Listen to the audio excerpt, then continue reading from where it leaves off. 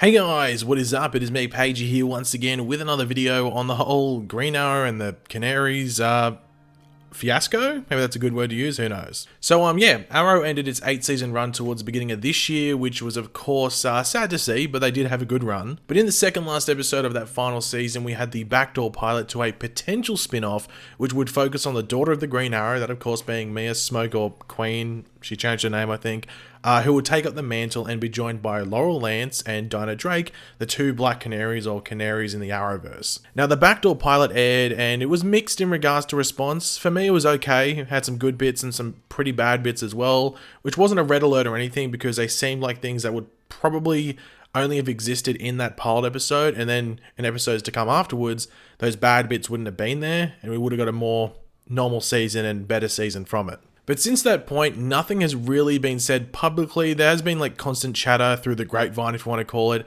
as to what was happening with the show. Like, was it dead? Is it on life support? Or is it in like a decent area and we're just waiting for, to find its place on the CW?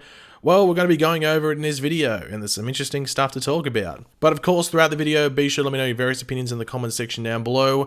What were your thoughts on the pilot episode, or the backdoor pilot episode when aired? Were you looking forward to the show? Do you think it's still going to get picked up, or do you not think it's going to get picked up? Let me know your various opinions and I guess theories in the comments. And of course, if you're going to enjoy the video, want to drop a like on it to show your support, helps the channel out. So the first thing to go over, and it is the main thing to bring up in regards to statements from people actually associated with the show and as to what's going on with the show, and that is through a piece with TV Line or tvline.com, where they spoke to Mark Guggenheim, who was a former showrunner on Arrow before its final couple of seasons, and then went on to serve as a consultant for it, and who would also be serving as a consultant for Green Arrow and the Canaries if it did get picked up and went forward. But this is what he had to say about the backdoor pilot. There are burning questions. Certainly the backdoor pilot ended with the cliffhanger of William's abduction, and I do think we owe answers to a lot of those moments and questions. But then you might be asking yourself, like, well, hold on, what if the pilot wasn't picked up? What happens then? What do they do there? Do they leave it, or do they do something with it? Well, this is what Guggenheim had to add. My instinct would be to try to answer those questions in the form of like a comic book tie-in, which is not to say that it couldn't be done on the other shows. Now, we'll come back to that point later on. But Guggenheim had to say all of this to finish off his little questionnaire with TV Line. The trick with resolving such mysteries elsewhere in the Arrowverse is that when you're dealing with another time period, the year 2040 in this case, the only show that could handle that or really deal with those questions is Legends of Tomorrow. But even that is a tricky bit of business, since the tonal mashup between Legends and Canaries is so very different. On the other hand, you've got Sarah, who is sort of the connective glue there. I look at these things as quality problems. I love the fact that we now have a universe of shows that allows us to ask ourselves these questions and explore different things and answer questions from different shows. But we also have comic books as an outlet as well. So overall, what are my initial thoughts on what Guggenheim had to say here? Well, my first thing was after reading it, and I think a lot of people sort of reflected my thoughts on this when I posted this on social media. It doesn't sound very positive, as if it was going to get picked up. Like, if he was really positive about it getting picked up, would you even bother announcing or talking about the comic book tie-in potential? Which I don't even think would happen. Like, if there wasn't a lot of interest in the show from like an outside base, like the fan base, and even within Warner Brothers, would they even bother spending money on a comic book tie-in, which I don't think a lot of people would buy, unless it's like a digital one that wasn't expensive to make up. You know what I mean? Like, it seems weird that they even go down that route. You think you just leave it. But yeah, the main thing I take from this is it doesn't sound extremely positive in regards to it getting picked up. And also, he does actually bring up the possible solution if the show doesn't get picked up in regards to resolving the story, and that's bringing in Legends. I don't think there's a need. I don't think you need to bring Legends into a mess, and a show not getting picked up and wasting time on it is a mess. So I'd rather them not actually even bother with Legends, unless Sarah went there for an episode and wasn't there on actual Legends for an episode, and she came back and just explained what she did, and that's the tying up there, and they just do it with a couple of sentences or a couple of lines from Sarah Lance's, from Sarah Lance, her White Canary. So that could be the way to do it there. I don't think we actually have to spend like an episode or two on Legends dealing with it. But as I said earlier in the video, there'd been like constant chatter through the grapevine as to what was going on the show and certain aspects of it. We're going to be going over that because this actually goes into the if the show does get picked up route. And there is actually a couple of different avenues they could go if the show does get picked up. But there are a couple of elements to chuck in before we even bring those up. So the first thing, and this is sort of being talked about by a lot of people, not just like random people you wouldn't think of, but even like some people connected to like some of those bigger trades and bigger websites.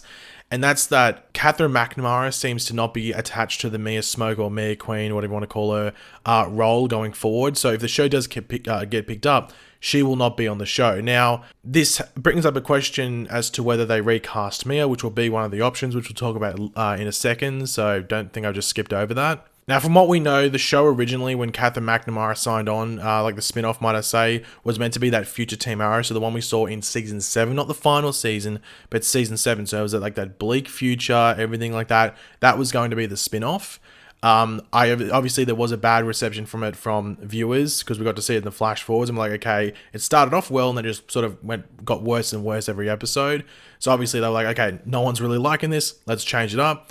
And Katie Cassidy had proposed a Birds of Prey sort of show. I'm not too sure which came first, the idea for this future Team Arrow show or her Birds of Prey pitch. Chicken and the egg, I don't know which one came first. But they've essentially merged the two shows together, and that's what we got with Green Arrow and the Canaries. Had Mia there, had some of that future Team Arrow aspect there still, but then also had Laurel and Dinah there as a Canary aspect or Birds of Prey aspect. Now, as to why Catherine wouldn't want to do the show, who knows? From what's being said, it's because she didn't really like the idea of what was going on at the moment. She wanted that future Team Arrow thing, but that's all speculation. That's nothing concrete. However, Juliana Hikavi, who plays Dinah Drake, about a month ago, probably about a month ago now, did like an online convention thing because Corona's around, so they can't do actually in-person things. And she was referring to the show as Canaries whenever she was asked about it. She wasn't referring to it as Green Arrow and the Canaries. It was always Canaries. And she also said that it was going in a very different direction than what was presented in the backdoor pilot, which once again hinted more at the losing of the Green Arrow aspect of that title. And if because it's not just a bit of a change up, it's a different direction.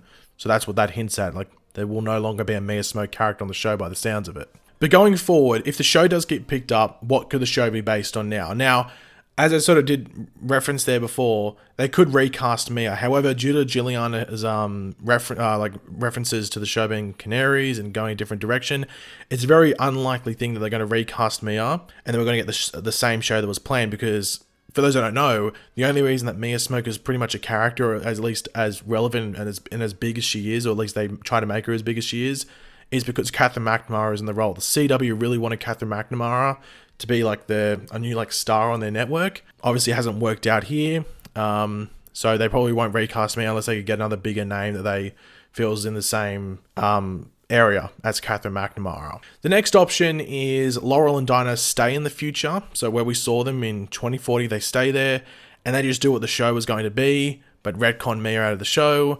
But then it brings up the whole aspect of like, how do they get drawn there, everything like that. I'd prefer not to see that. Like, I think the only reason you have it in the future is to connect it to Mia, and that's about it. So if you don't have Mia in the show, what's the point of even being in that future setting? I just don't see it working at all in regards to that, so I'd really not like to see that at all. And the last option is the one that I think they should do, and I think a lot of people that have heard that like Catherine might not be on the show and they might have to restructure. I think this is what a lot of people think they should do if it does get picked up, and that's that Laurel and Dinah are back in present day. So they're back in 2020, 2021, whatever it's going to be. But they make it that they did complete that mission with Mia in the future that's set up in the backdoor pilot. So Mia is still in canon. They did that mission. They did everything there.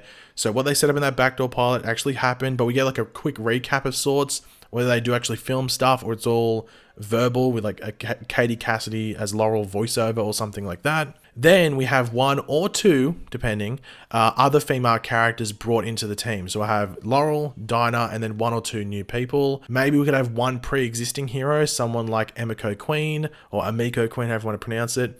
Or maybe even like Huntress, if they could get her, something like that. And then have a new younger character. So there's 4 members, Laurel, Dinah, an already existing hero, and then a brand new younger character. A pick that would be good and maybe a slight jab at the show that came before, or that was originally planned, would be Mia Dearden, who's Speedy in the comics. And then again, Thea Queen was Thea Dearden Queen, which is pretty much a take on Mia Dearden, but they could just make Mia Dearden onto the show if they wanted to, so they could do that if they wanted to. But I think that would be a good show. I think that would be a solid show. Set it in present day. I guess it's up to them whether they want to set it in Star City. It's sort of made that Star City is like safe now, thanks to what Oliver did in Crisis. So maybe they go to another city that's similar, Bloodhaven, something like that. It's up to them, I guess. But maybe sitting in Star City wouldn't be the best thing to do just because of that. But maybe Keystone, I don't know. They could do something like that, but maybe they might have to set in a different city just due to what happened in Crisis, and apparently it being safe due to what Oliver did. So yeah, I see that as the best possible option. But in my opinion, what do I think is the likelihood of this show getting picked up? And honestly, I have no idea. So I'm going to chuck it into 50-50. You might say, oh, that's lazy, but it's just because I have no idea. I have no idea if this show could or would not be picked up. It's sort of up in the air. Like the fact that Guggenheim's statements there doesn't really show a lot of support or positivity towards getting picked up. And he's focusing on other projects as well. So it's not, I don't think he necessarily cares too much because he's not going to be a showrunner on it. He would just be a consultant.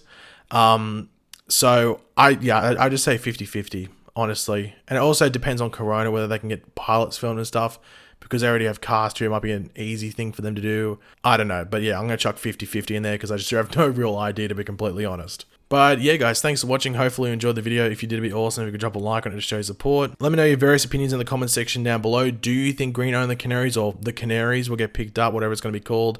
Just the Arrow spin-off. Do you think they'll get picked up? Or do you think it's dead in the water and we'll never see any continuation from it? Let me know your various opinions on all of that in the comments. And of course, if you are new to the channel, make sure to subscribe. And yeah, I'll catch you guys later. Goodbye.